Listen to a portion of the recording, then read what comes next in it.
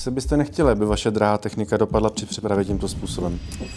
S našimi ochrannými boxy se vám tohle nikdy nestane. Já jsem Míra, ve firmě Goodcase pracuji na pozici vedoucí výroby, ale v první řadě jsem tady pro zákazníky. Našimi zákazníky jsou převážně firmy v odvětví automotiv, vojenský průmysl, hudební průmysl, gastronomie, zdravotnictví a tak dále. Tak, teď se jdeme podívat na samotný výrobek. V podstatě dokážeme pracovat s jakýmkoliv druhem obalového materiálu, ale v tomhle případě jsme použili Solid Light. A možná právě proto je ten box tak strašně žádaný, protože oproti klasické dřevěné překližce je o 40% lehčí. Všechny naše komponenty bereme od německého dodavatele Adam Hall, čímž je zaručená 100% kvalita celkového výrobku.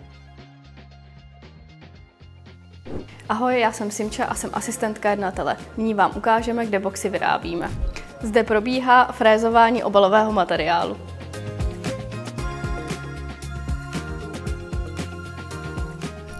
Nyní se nacházíme v hlavní dílně, kde probíhá příprava profilů, řezání a vrtání. U hlavních stolů poté samotná montáž a finalizace celého boxu.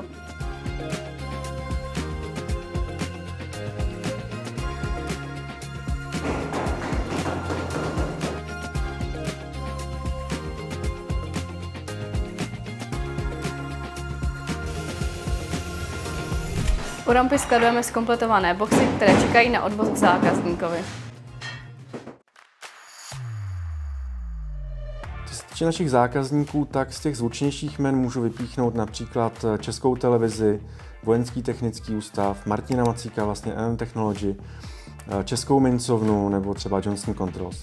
Ke každému zákazníkovi přistupujeme maximálně individuálně. Naprostou samozřejmostí je definování si vlastních rozměrů, případná potřeba pěnové výstelky a vůbec celková koncepce boxu, aby odpovídala perfektně požadavkům zákazníka. Pro nějakou vaši základní představu, jak by ten box měl vypadat, můžete navštívit náš konfigurátor na webových stránkách. Pak mě ale určitě neváhejte kontaktovat telefonicky nebo úplně ideálně na mailu info@goodcase.cz, kde všechno vyladíme k vaší maximální spokojenosti. Budeme se těšit na naši vzájemnou spolupráci na vašem projektu. Simča a Míra.